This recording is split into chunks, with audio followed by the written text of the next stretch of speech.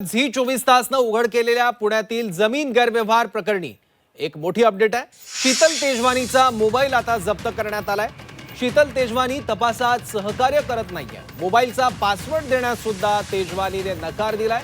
व्यवहाराची माहिती देण्यास सुद्धा तेजवानी नकार देत असल्याची माहिती आहे। काल शीतल तेजवानीला अटक झालेली होती, त्यानंतर वैद्यकीय तपासणी झाली आणि आता व्यवहाराची ती कुठलीही माहिती देण्यास तयार नाहीये। पोलिसांना तपासात चौकशीत शीतल तेजवानी अजिबात सहकार्य करत नाहीये। झी 24 तासनं हा सगळा पुण्यातला जमीन गैरव्यवहार उघडकीस आणलेला होता आणि त्याच प्रकरणातली मोठी अपडेट आहे। याबद्दल आणखी माहिती घेऊयात, आपले प्रतिनिधी निलेश खरमरे आपल्यासोबत आहेत। निलेश,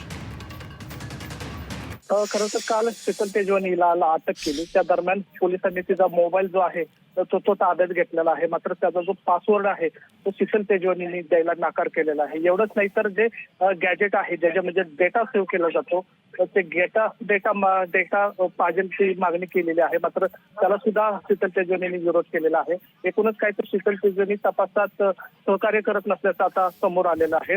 अर्थात आता कोर्टामध्ये ह्या सगळ्या गोष्टी ज्या आहेत ते दाखल करावे लागतात, मात्र या ठिकाणी शीतल तेजवानी जे आहेत ती सहकार्य करत नसल्याचं पोलीस सूत्रांनी सांगितलेलं आहे। महत्वाचं म्हणजे आता या प्रकरणामध्ये आपण जर बघितलं तर जे महत्वाचे डॉक्युमेंट्स आहेत ते गोळा करण्यासाठी पुणे पोलीस जे आहेत ते सातत्याने प्रयत्न करताना आपल्याला पाहायला मिळतात। मात्र शीतल तेजवानीकडे तिचा जो मोबाईल असेल त्याचा पिन कोड असेल किंवा मोबाईल लॅपटॉप हे ज्या गोष्टी आहेत ते द्यायला नकार केलेला आहे। त्यामध्ये जो डेटा आहे तो सेव्ह केलेला आहे, त्यामुळे महत्त्वाची जी माहिती आहे ती पोलिसांना मिळू शकते। त्यामुळे पोलिसांनी सातत्याने तिच्याकडे ती मागणी करत आहेत, मात्र पोलिसांना ते तपासामध्ये सहकार्य करत नसल्याचं समोर आलेलं आहे। काही गोष्टी ज्या असतात त्या मोबाईलच्या थ्रू काढणं महत्त्वाचं असतं, कारण त्या दरम्यान तिने कुणाला फोन केले, कुणाच्या संपर्कात होते हे सुद्धा शोधण्यासाठी आता पोलिसांनी तिला मोबाईलचा पासवर्ड जो आहे तो मागितलेला आहे, मात्र तिच्याकडनं नकार देण्यात आलेला आहे। एवढंच नाही तर तिचा लॅपटॉप किंवा आयपॅड आहे त्याचीसुद्धा माहिती जी आहे ती पोलिसांकडून घेतली जात आहे, मात्र त्याला शीतल तेजवानी आहे ते नकार देताना आपल्याला पाहायला मिळतं आहे। आता एकूणच आता कोर्टामध्ये नक्की काय सादर केलं जाईल हे महत्त्वाचं असणार आहे, कारण आर्थिक गुन्हे शाखेने 11 पानांचा अहवाल जो आहे तो तयार केलेला आहे। त्याचसोबत महसूलचा जो 5 पानांचा रिपोर्ट आहे तो सुद्धा या ठिकाणी तयार केलेला आहे।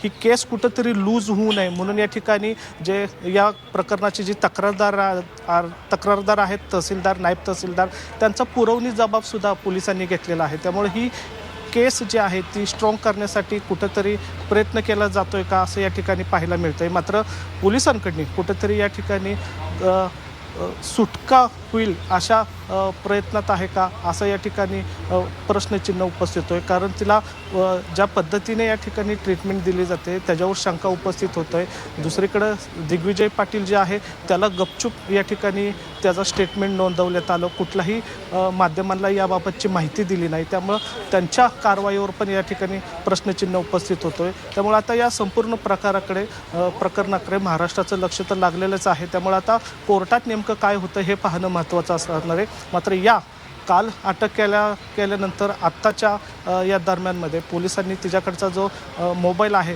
तो ताब्यात घेतलेला आहे, मात्र त्याचं जे पिन आहे किंवा कोड आहे तो त्यांनी दिलेला नाही आहे। एवढंच नाही तर तिच्याकडं जो लॅपटॉप आहे किंवा टॅब आहे त्याचासुद्धा ती पासवर्ड द्यायला टाळाटाळ करते। त्यामुळे पोलिसांना सहकार्य करत नसल्याचं या ठिकाणी आपल्याला सूत्रांकडून माहिती मिळालेली आहे।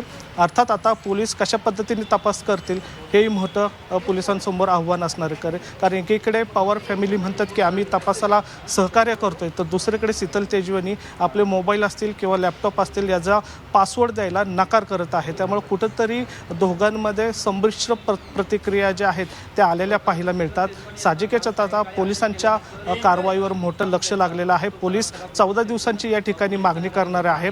जो व्यवहार झालेला आहे तो मोठा व्यवहार आहे, त्याचे जे कागदपत्र आहेत ते बारकाईने तपासण्यासाठी थोडासा वेळ लागू शकतो, त्यासाठी पोलिसांकडून 14 दिवसांची पोलीस कोठडीची मागणी करण्यात येणार आहे।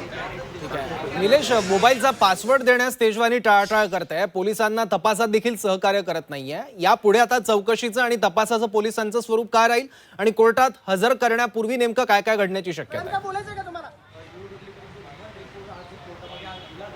खरं तर पुणे पोलिसांकडे फॉरेन्सिक लॅब ही एक शाखा आहे. जरी तिने या गोष्टीला नकार दिला तरी फॉरेन्सिक लॅबच्या माध्यमातून ते जे गॅजेट आहेत, इलेक्ट्रॉनिक गॅजेट असतील, त्यातला जो डेटा आहे तो काढता येतो.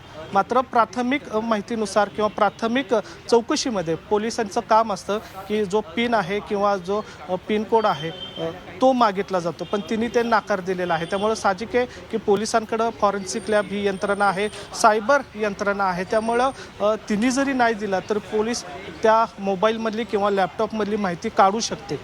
त्यामुळं तो विषय जो आहे तो पोलिसांच्या वर डिपेंड राहतो की ते कशा पद्धतीने या प्रकरणाचा तपास करतात. मात्र प्रथमदर्शी म्हणजे अटक केल्यानंतर कालचा तिचा तोरा आपण बघितला. तिला शॉर्टकटने जायचं होतं, गाडीतनी चालत जायचं, गाडीतनी उतरायचं नव्हतं, चालत जायचं नव्हतं. हा सगळा तोरा आपण झी24 तासच्या माध्यमातून प्रेक्षकांना दाखवला. मात्र आज कुठंतरी काल तिला लॉकअप ठेवल्यानंतर हा तोरा काहीसा प्रमाणात हा कमी झालेला पाहायला मिळाला. मात्र या ठिकाणी पण पुणे पोलिसांनी तिला दुसऱ्या गेटने या ठिकाणी आता पोलीस आयुक्तालय कार्यालयात आणलेलं आहे. तिथं तिची आता चौकशी आहे आणि थोड्या वेळातच तिला आता पुणे शिवाजीनगर न्यायालयात हजर केलं जाईल. मात्र या संपूर्ण प्रकरणामध्ये जी कायदेशीर बाबी असते कोर्टात हजर करण्याआधी ती या ठिकाणी सुरू आहे आणि त्याचाच भाग म्हणून आता पुणे पोलिसांनी तिला पुन्हा एकदा तिच्या मोबाईलचा पासवर्ड आणि लॅपटॉपचा पासवर्ड विचारलेला आहे. मात्र त्याला तिने सहकार्य केलेलं नाही.